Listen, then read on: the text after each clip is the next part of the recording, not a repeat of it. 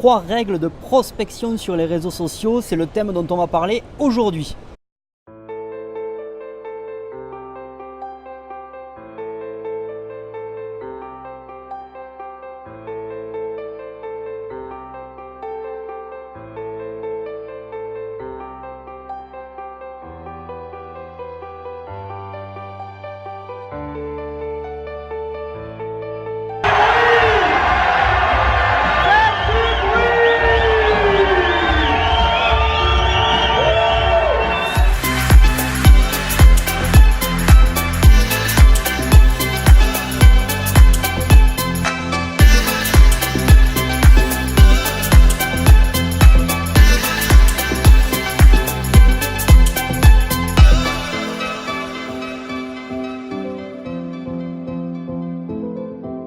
Alors voici 3 règles qui, si elles sont suivies, vous permettront d'avoir plus de clients et des représentants en prospectant sur les réseaux sociaux.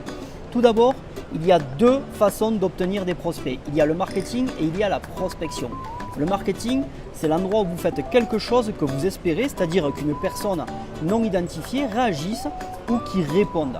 Cela pourrait être une mise à jour du statut, ça pourrait être également un Facebook Live, il pourrait s'agir d'une publicité et il pourrait y avoir toutes sortes de choses différentes pour amener les gens à vous contacter. La prospection, c'est un peu plus simple.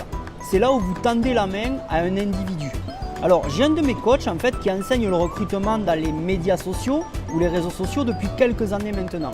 Il faut savoir en fait qu'à l'âge de 20 ans, il a réussi à construire un réseau en marketing de réseau qui lui rapportait à ce moment-là plus de 10 000 $ par mois et ce uniquement grâce à Facebook. Par contre, il faut que vous sachiez également que son marché chaud pensait à ce moment-là qu'à faire la fête, et à prendre des photos en voiture, en voilà. Et en fait, lui, son truc, c'était plutôt à ce moment-là de créer une entreprise. Et de plus, les membres de sa famille, à ce moment-là également, ne voulaient pas se joindre à son business. Alors, il s'est concentré sur la prospection de personnes qu'il ne connaissait pas directement sur les réseaux sociaux. En fait, sa façon préférée était de trouver des gens qui faisaient des commentaires intelligents sur les pages d'affaires pertinentes, comme peut-être celle d'Anthony Robbins, Robert Kiyosaki, Darren Hardy, Les Brown. Et donc, en fait, suite à cela, les gens qui allaient répondre sur ces types de pages, lui, qu'est-ce qu'il faisait? Il allait leur tendre la main. Il faut que vous sachiez également que cet homme a suivi beaucoup de pages de marketing et non de marketing de réseau. Car sachez que les gens sont peut-être à l'extérieur de notre industrie, mais sachez que ces gens auront peut-être une influence sur notre industrie. Lui, en fait, il passait du temps à suivre les commentaires. Si quelqu'un faisait un commentaire intelligent, il leur tendait la main en fait et il leur disait « Hey, j'ai vraiment aimé votre commentaire, je vois que vous êtes entrepreneur » et blablabla, vous voyez.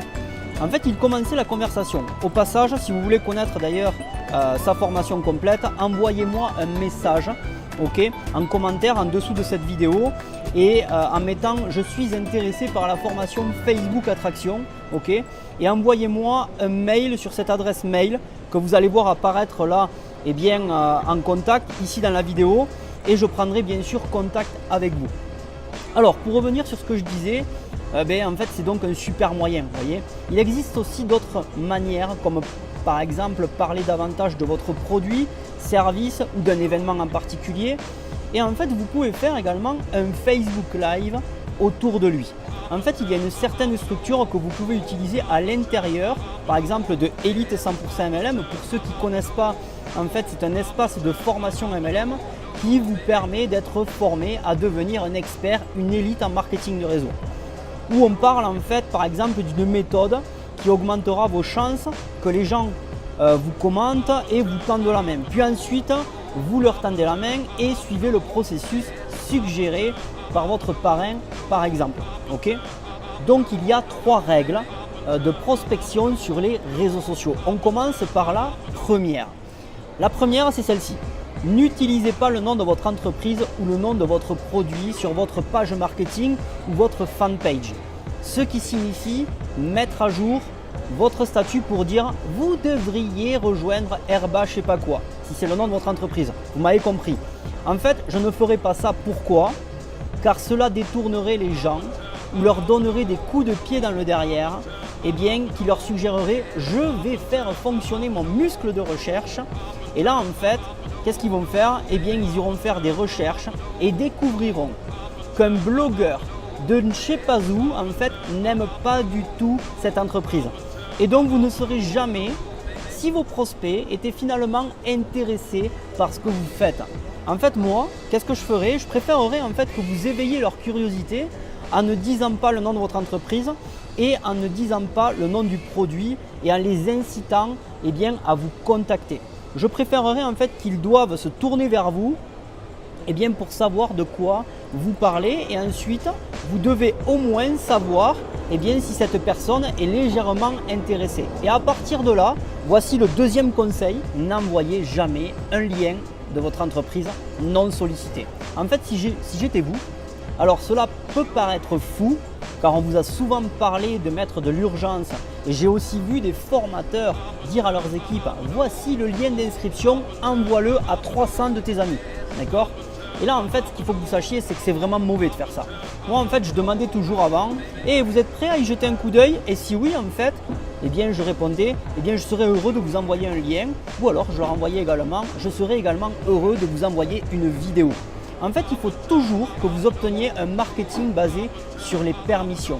Donc, obtenez la permission de leur envoyer un lien. Voici donc le conseil numéro 3. Ne vous inquiétez pas lorsque les gens ne vous répondent pas. Ne soyez pas tous tristes à l'idée qu'ils ne vous répondent pas. En fait, il y a probablement, il faut que vous sachiez, 10 000 personnes qui ne m'ont jamais répondu à ce que je leur envoyais. D'accord? Et est-ce que j'ai été affecté par ça? Non. En fait, certains d'entre vous disent « Pourquoi ne me répondent-ils pas ?» Et là, en fait, vous perdez tout votre temps, frustré par quelqu'un qui n'est pas ouvert. Au lieu de vous lamenter sur ça, en fait, vous pourriez dépenser du temps en cherchant des gens qui sont ouverts. Certaines personnes seront fermées et d'autres seront ouvertes. Et celles qui sont ouvertes vous diront « Oui, c'est logique ce que tu fais. Allez, vas-y, on le fait. » Mais vous ne les trouverez jamais si vous vous battez sur la personne qui n'a jamais répondu. Alors ne vous en faites pas, si quelqu'un ne vous répond pas, passez à la personne suivante.